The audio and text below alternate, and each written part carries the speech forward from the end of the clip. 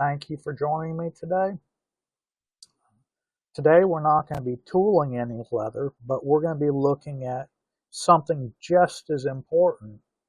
How do we take the pattern and adjust it to put it on the leather? So today we're going to be looking at a covered bridge that I've done and sizing it to go on to a trading card. So first off, we're going to go get the image. So we're going to open file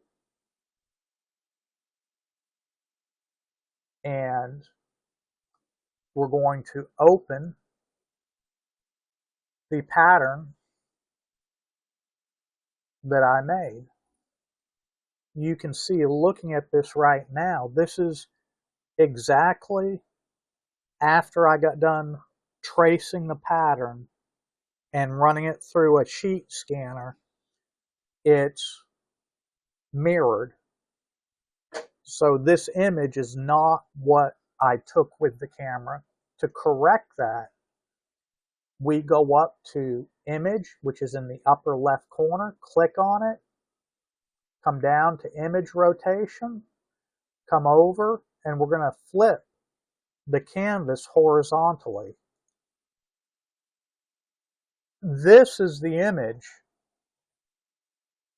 as I took it. But what we've got here, these rulers on the top and on the side tell me the image size. My cat decided she was going to crawl up on me with her claws. Right here at this corner, you can see that it's at 0 and 0. The width of the photograph is 10 and 7/8 by approximately 7 and 5/8. Well, that's too big for a trading card, isn't it? Yeah, so we'd have to resize it. To resize this is pretty straightforward. There are multiple ways to do it. I'm going to show you what I think is the easiest. First, we have to come down to the lower tab of the layers, and we have to unlock the layer. So we just click on that padlock so that it's not there. We come up to the top left where it says image on the tab. We left mouse click it. We come down to where it says image size and we left mouse click. We can see the width right here is 10.8 inches right now. Our ACO is 4 inches by 2.5 inches. So we're going to bring this down to 3.75. I like to give myself a little space around it because we're going to do a final adjustment over on the other thing. And you can see right here where this chain and link is, that's letting you know that if you adjust this number, the height is going to automatically adjust to keep the same proportions. So, okay. And now if we look at these rulers, we've got 3 3/4. Our image is ready to be moved over. Well, we need to make a new page because let's say you're putting multiple images together to make a pattern. Come over to the top left tab where it says File. We're going to click on New with the left mouse button. custom, and just create, that's going to create a page that is 8 by 12. Well, we only need an image that is 2.5 by 4. So we'll come over here on the left to these little right angles for cropping. Click on it, and we're going to bring this down to 4 inches. You'll see to the right in that little black box is telling me the dimension. So we're going to go down to 4 inches, and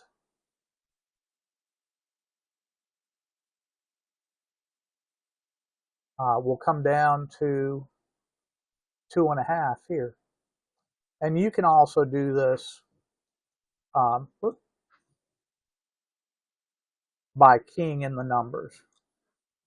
So you've got multiple ways you can do it. Let's double check.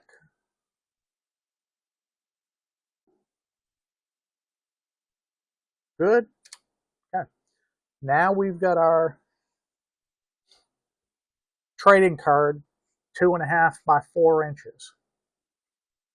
Well, we're going to probably put a border on. I like a border on a lot of them. So to make it easier, I'm going to put a border on the template. Come up here to the upper left to this dashed box, which is a marquee tool. Left mouse click, and you'll see that little bullseye. I'm just going to kind of set it up in the corner, left mouse click hold, and just drag the box until I get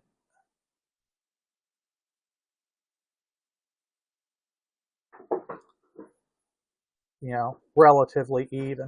This doesn't have to be perfect. This is just a visual for you. I right mouse click over it and I select inverse so I can fill this area with paint. Come back over to the left tab, come up to the bucket fill, and just boom. Now we've got that filled. To get rid of these marching ants going around, come up to select on the top, come down to deselect, click it, and it's gone. Now we've got to get this image over to this page. Pretty straightforward. You come over to this page, you've already got it unlocked. Top left tab, top left button, the move tool, left mouse click. Just come down somewhere in the middle, left mouse click hold, and we're just going to drag that over to the other tab and bring it down. You'll see that it's bigger by that blue box. The pixels per inch were different between the two, but this is super easy to correct. All we've got to do is go up to Edit, come down to Transform, and we're just going to left click on Scale and just drag it down. And then we'll move it back over. Now we're going to adjust it for size. Well, you can't see the background, so if we come over to the Layers table, we click on the layer color. Come on. Oh, I've got to click this in first. There we go. Now I can do it. And dissolve, and now we can see how this image is laid out. And I can move this around in the box to get my positioning that I want. Once I decide that that's what I want, uh, I can go to full size. Makes it a little bit easier to view and adjust. It's easier when I'm bringing the image over to keep it small so I can see the whole image and shrink it. But now you can verify that it's right. You've got a good view here and here of the 4 inches of the trading card, and we've got 2.5 over here.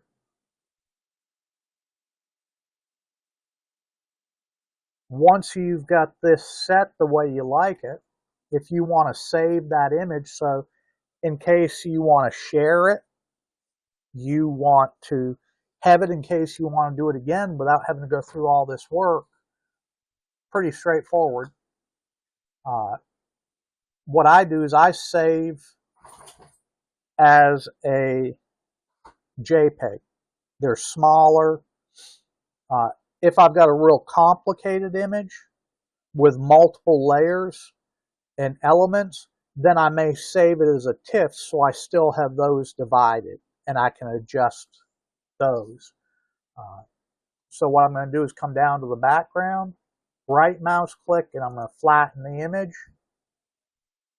I'm going to come back over to the upper left to File, Save As, on my computer.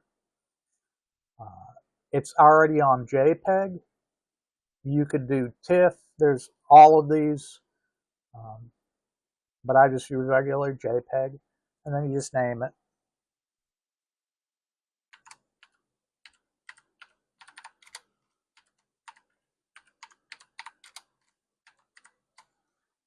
And enter. Now, if you go to the file, you'll see this one is ready to open up, and it will be just as we have it now. If you take this image and you come up to File, Print, and your printer is set up to print actual size, all you have to do is hit print. I use a LaserJet, just a cheap black and white LaserJet from Brother. And the reason I use LaserJet, once a LaserJet prints, it heats it up and it's bonded to the paper. Water doesn't affect the print. It will affect the paper, but not the print. Where if you have an inkjet printer, which most of the lesser expensive printers are inkjet, all that does is just shoot droplets of ink on top of the paper, but there's no heating and sealing in of the ink to the paper. So if you take a little bit of water and it gets on an inkjet printed paper, it's going to kind of smear and you're going to lose the clarity of it. That's the reason I use a cheap LaserJet, and I think I paid 120 or so for it. But it allows me to take it directly from there and put it on my leather piece. As long as my leather is cased and it's dried down to where I like it, where it's not wet to the touch, I can put it on and trace my image with no problem. If it's a bigger image, I may take the image and wrap it in cling wrap, tape the back, and then tape my paper on top of it. The advantage I have doing it that way, if it's a real big image, I don't know about you, my eyes and my hands get tired after tracing lines. I'll just do a little while, and then I can just take it, put it in the fridge, walk away from it. It holds its moisture because it's sealed in the cling wrap.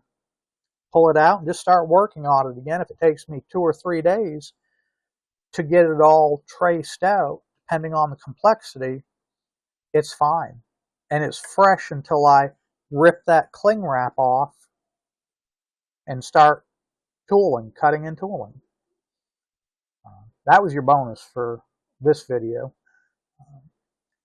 But I hope this helped you in a basic overview. And this is just the 3,000 foot view. But I'm going to say probably 98% of the patterns that I do and the leather that I do, it runs through Photoshop before it hits leather.